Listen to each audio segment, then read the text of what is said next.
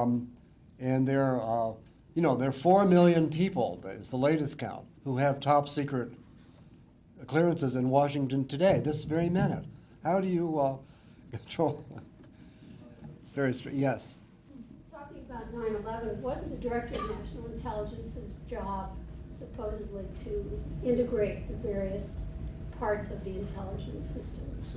To what extent has that happened? Not as much as it should. This is, you mentioned that the national that's a new layer in intelligence that's been added since the CIA was set up in '47, and that one of their jobs is to try to consolidate, stop overlap, stop duplication, cut down on waste, and to coordinate. And not enough of that has happened, and that is still the job. But one of the big problems still has been that a lot of the budget for intelligence is controlled by the Pentagon and the military, and that includes the largest service, the National Security Agency.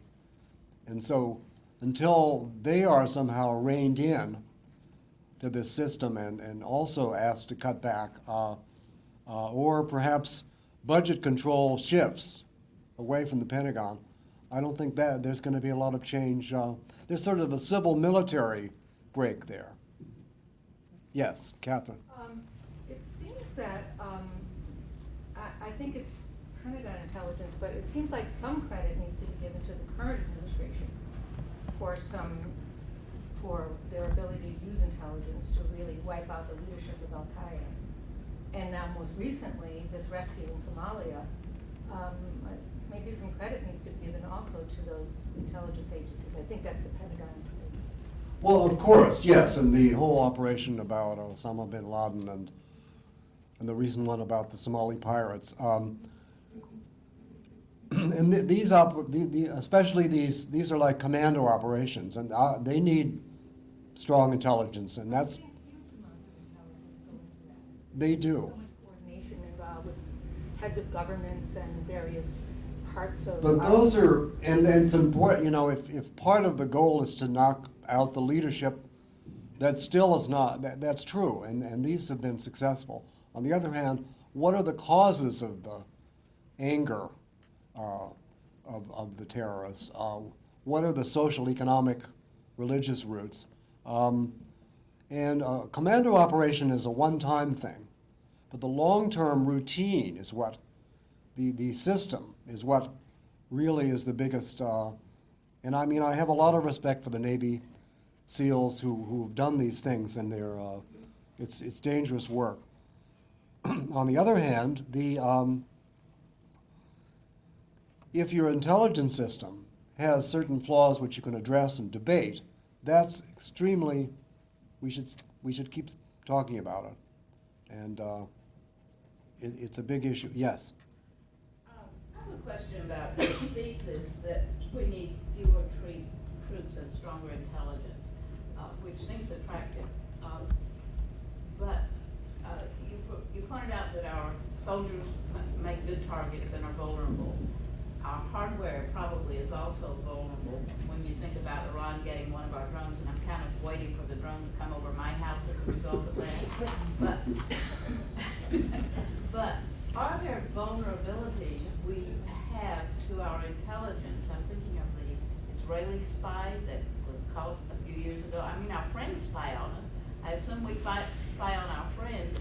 That system isn't without vulnerability either, is it? No, well, friends have often spied on one another. This is nothing. Those people who were caught in the 1980s, particularly that one, Pollard, Jonathan Pollard. And part of those, the very tricky spy world is that some people say that they're told that they're spying for a certain country and they're not. They're actually spying for someone else, the false flag issue. And so sometimes agents are lured to say, well, you're doing this for the US or you're doing it for Israel, but it's really for South Africa.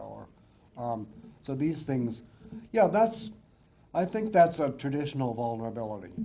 But the friends are want to know what, I mean, the British who were spying on us in World War I and World War II, part of their rationale was, we're trying to survive, so if we can find out something from our friends that'll help us, we will do that. So it's not, and especially in this world of the